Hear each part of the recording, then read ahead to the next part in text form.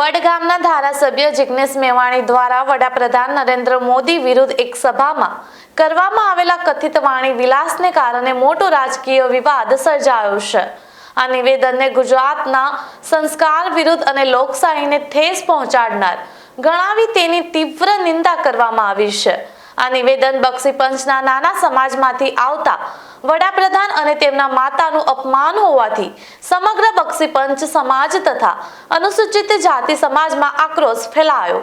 વિરોધકર્તાઓએ મેવાણી પર વિકાસના કામો ન કરવા અને રાજ્યમાં નફરત ફેલાવવાથી રાજનીતિ કરવાનો આક્ષેપ મૂક્યો છે।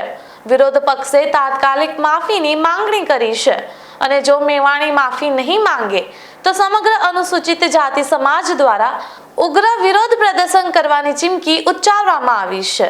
જિગ્નેશભાઈના વાણી વિલાસથી થોડી ઘણી બચેલી કોંગ્રેસ એ પણ પૂરી કરવા માટે એમને જાણે દિલ્હીની એક પાર્ટીની સોપારી લીધી હોય એ પ્રકારે કામ કરી રહ્યા છે। ત્યારે આપ સૌના માધ્યમથી મારે કહેવું છે કે આ ગુજરાતની અંદર નફરતની રાજનીતિ ક્યારેય ચાલશે નહીં અને ખોખલી રાજનીતિ ક્યારેય ચાલશે નહીં, મુસ્લિમ તૃષ્ટિકરણની રાજનીતિ ક્યારેય ચાલશે નહીં। તમે આવો વિકાસની વાત માટે થઈને એટલે આપ સૌના માધ્યમથી હું એમની ગઈકાલની ટીકાને વખોડું છું અને માફી માંગે એવી હું માંગ કરું છું। આપ સૌનો આભાર। એ જ કીધું કે જે બોલી રહ્યા છે એને યથાર્થ ફોરમમાં જઈને વાત કરવી જોઈએ। કોઈ લોકો ચોગાનની અંદર ઉભા રહી વાત કરે એ ધારાસભ્ય છે, એમને વિધાનસભાના ફ્લોર ઉપર વાત કરવી જોઈએ, એમને સંકલનમાં જઈને વાત કરવી જોઈએ।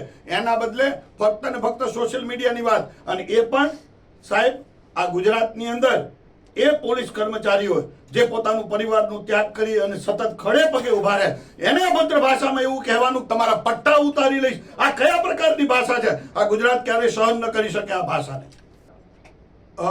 આક્રમક રીતે અમે આ વિષয়ে જવાના છીએ, પ્રેસ અલગ અલગ સ્થાનો ઉપર પ્રેસ કરવાના છીએ, અલગ અલગ સ્થાનો ઉપર ધરણાના કાર્યક્રમો પણ અમે કરવાના છીએ અને ગુજરાતના સંસ્કારને શોભે એ પ્રકારની ભાષા સાથે એ કામ જ્યાં સુધી નહીં કરે, એ માફી નહીં માગે ત્યાં સુધી અમે કાર્યક્રમ ચલાવવાના છીએ।